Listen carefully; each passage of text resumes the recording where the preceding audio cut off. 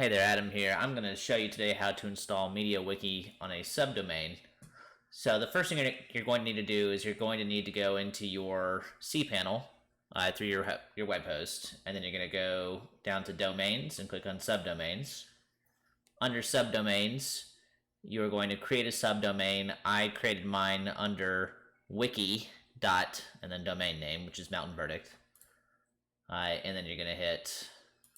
So I'll just do Wiki2 just to show you what it looks like. And then you'll just hit create. And that creates your subdomain.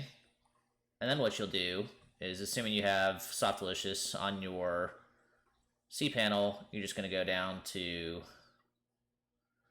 where are we? Apps installer. And then MediaWiki, just search for it. You'll click on MediaWiki, and then you'll click on the install button, and then you'll choose your domain. So your subdomain will show up here in the software install, and you'll have a couple of settings, such as admin passwords, etc. And then you'll be good to go. You just hit click install, and the one thing that some people may not realize is that if you create a new subdomain, it's not instant. So you may need to give it a few minutes to, well, sometimes more than a few minutes. Your DNS server is not going to automatically propagate your subdomain.